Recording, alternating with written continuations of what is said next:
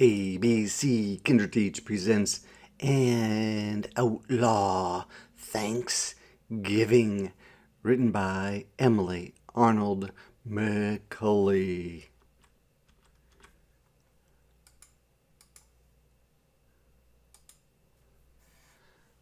The Chicago and Rock Island Express roared into Omaha, Nebraska, one November day in 1896. Clara Mayer was the first one off, eager for a gulp of fresh air after 2 days in the sooty rail car. Clara and her mother had come halfway on a journey that had begun in New York State. The day after tomorrow, they would meet Papa in Utah and go on to a new life in California. Her mother hurried into the station to freshen up. Clara set off to explore. "Keep your eyes peeled, coming west," Papa had written. "Out here, you never know what will happen next." She heard a hubbub of strange languages and accents. Emigrants and roughnecks rubbed elbows with travelers in fine clothing. Clara spotted a poster on one wall. "Pinkerton's National Detective Agency wanted. $4,000 reward for train robbery, cattle rustling, bank robbery. Robert Leroy Parker, alias Butch Cassidy." "I'd sure like to meet him," said a voice. Clara turned in surprise to find the newsboy from the train. "Butch Cassidy? But he's an outlaw," she said. "No worse than the robber barons who run these railways," the boy replied with a grin. "Anyway, I think I'd like Butch Cassidy. They say he's awfully good-hearted, gives some of what he steals to needy folks, never killed nobody either." "Well, the Pinkertons are after him," Clara said. "Butch ain't afraid of the law or anything else," the boy said. Clara wanted to hear more, but Mama had found her. "Clara, you worry me so." She glanced at the poster and shuddered. "It's time to transfer to the Union Pacific train," she went on. "I've bought some sandwiches for our supper." The prairie outside Omaha was as vast as an ocean. Clara stared at it in awe. To stretch her legs, she made her way to the water cooler. Other people drank from the cup the railroad put out, but Mama insisted Clara use the cup she'd brought along. Mama worried about germs, strangers, and train wrecks. Lamps came on, and the sun sank below the endless horizon. People took out their picnic suppers. A few played cards. Clara and Mama, wrapped up in their pillows and blankets, they drifted off to sleep to the clackety-clack of the wheels. In the morning, everything was white. Snow fell in thick, churning flakes. "Snowed nearly all night," the conductor said. "We've lost some time." Mama fretted over the news. Across from them, a man was playing a card game. He looked over and said, "Hope they make it up. I've got a big Thanksgiving dinner to get to." "We'll be with Papa on Thanksgiving Day," said Clara. "We haven't seen him for months. He went to California to start his new business."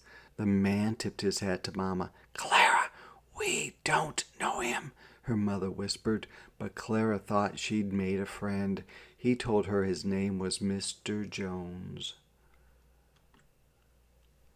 In the afternoon, the train lost speed as if exhausted. Finally, with a shudder, it stopped. The conductor hurried past. "We're snowbound," he announced. "Big drifts blocking us. We'll send for a plow as soon as it stops snowing." "Mercy," Clara's mother said. "My husband expects us in Ogden tomorrow." "You won't make it," said Mr. Jones. Mama clutched Clara's hand. "Don't worry, Papa will wait for us," Clara assured her.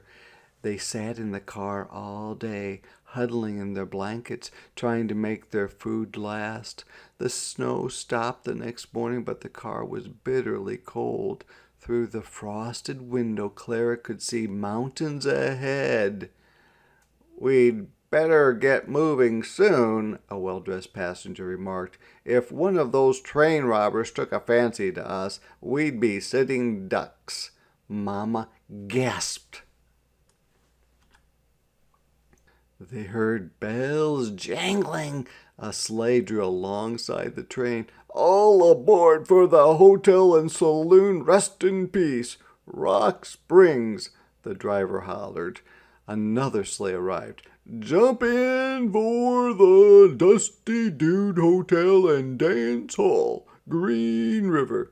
Wait for the train in the lap of luxury." "Mama, let's go to a hotel," Clara cried. People were streaming from the train to board the sleighs. "Goodness, no," Mama said. "They'll have bed bugs and all sorts of riffraff." "You've got to go, ma'am, or freeze to death," Mr. Jones said gently. A smaller sled had arrived. "Where do you want to go?" the driver hollered. Mr. Jones shouted, "I'll give you $50 to take me to Brown's Hole." "Get in!" cried the driver exuberantly. Mr. Jones turned to Mama. "Come with me to Brown's Hole, ma'am. It's just over the border in Utah. We're respectable ranchers down there. You'll get a real Thanksgiving dinner while you wait for the train to move. It'll be a few days before they can dig it out." Mama sighed. "We haven't any choice. Thank you, Mr. Jones." It seemed they had traveled for hours when Mama called out, "How much longer will it take us to get to Brown's Hole, Mr. Jones?" His voice trailed back to them. "A day and a half, I reckon, just in time for our dinner." Mama turned white with shock. Even to Clara, snow stinging her cheeks, it seemed Mr. Jones had played a terrible joke on them, but there was no way out of it now. The runners hissed and scraped. After darkness fell, they found themselves in a cabin where a gruff woman put them to bed. At dawn, she gave them coffee and biscuits before they set off again. At last they emerged from a canyon into a wide valley. The sun warmed them as they pulled up to the log house where the dinner would be held. A man bounded out. "Welcome to Brown's Hole, wayfarers," he said in a thick Scots brogue. "I'm John Jarvie. Howdy, Jones. Didn't think you'd make it."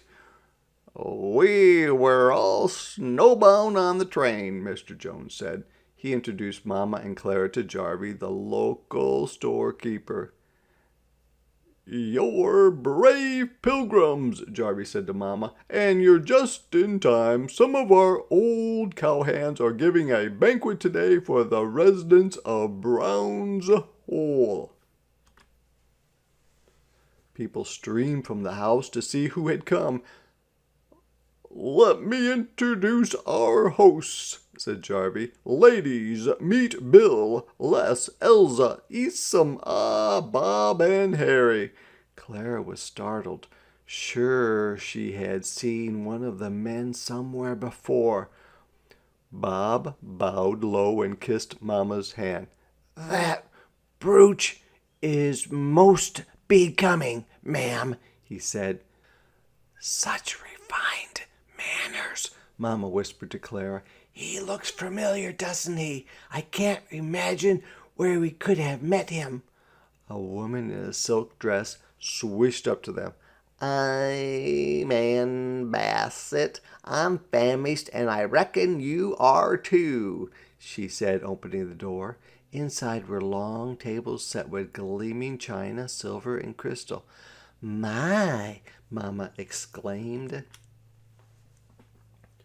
When Elsa passed the relish tray, John Jarvie took up an accordion. He played and the guests sang, Then You'll Remember Me. Ann Bassett delivered a short talk on the meaning of Thanksgiving. I coached her myself, Jarvie said.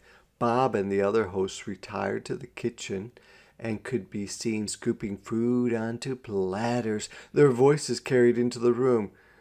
You carve, Les. Nah, let Elsa. Elsa's all thumbs. Well, do I start at the neck or the tail? Jarvie tapped his glass. Let us give thanks for our beloved Brown's Hole, for this magnificent feast, and for America, land of the free, he declared. Hear, hear, everyone called. Mr. Jones winked at Clara from across the table. She felt as if he had led them into a dream, strange and familiar at the same time.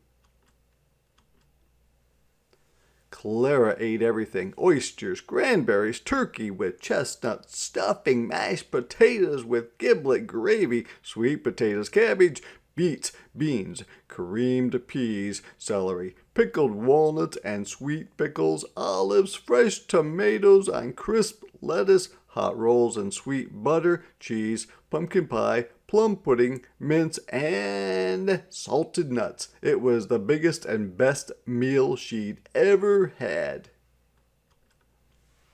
Bob bustled about, offering second helpings and thirds and even fourths. But when he came out with coffee, Esom yelled, Ain't you never served a formal meal before? You properly pour from the right. Well, you know how sorry my aim is, Esom, Bob answered. The important thing is to hit the cup. Etiquette can put fear into the bravest man's heart, said Miss Bassett. Mama laughed with the rest, but Clara, staring at Bob, heard a sudden echo. He ain't afraid of the law or anything else.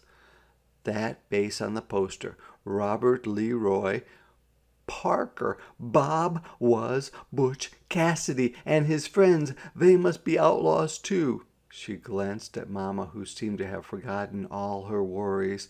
Clara must keep her from finding out they'd been led to a den of thieves. Poor Mama, she'd faint dead away if she knew. John Jarvie got out his fiddle and struck up Turkey in the Straw. People danced. Clara watched to see who Bob Butch would choose for a partner. He came straight for her. He bowed. May I have this dance? He asked. Clara stared at him. His blue eyes twinkled. She had to be brave for Mama's sake. Mr. Cassidy, are you going to rob our train? She blurted. Butch roared with laughter. I saw right away that you were sharp, he said. How did you know who I was? I saw your picture on a poster, Clara said. Well, a poster don't tell the whole story of a man, Butch said. We've all worked as cowhands here. These people have been good to us, and we're just saying thanks today, he winked. We won't rob your train. I wouldn't want to scare your mama after she's had such a nice time. They danced a polka, whirling around the room until Clara was dizzy. The dancing lasted all night. At the end of the party, Butch Cassidy took Clara's hand and closed it around a brand new silver dollar. Take this to remember the great Thanksgiving banquet at Brown's Hole, he said. The dollar was warm in her fist. She wondered how he'd gotten it. "Thank you," she said. "I'll never spend it." Clara and Mama stayed with John Jarvie's family. 2 days later, a messenger arrived with word that the track had been cleared. Jarvie's mail sled took them back to the train. When they finally saw Papa, they poured out the story of their unexpected Thanksgiving feast. "Everyone made us so welcome," Mama told him. "I'm sure they did," Papa said. "People are like that out here. Well, I miss Thanksgiving, but I'm mighty thankful we're safely together." "So am I," Clara said. Should she tell Papa they'd been guests of Butch Cassidy and a gang of outlaws? She wondered. "I'll tell him when we get to California," she decided, "and I'll keep my eyes peeled the rest of the way west. Out here, you never know what will happen next."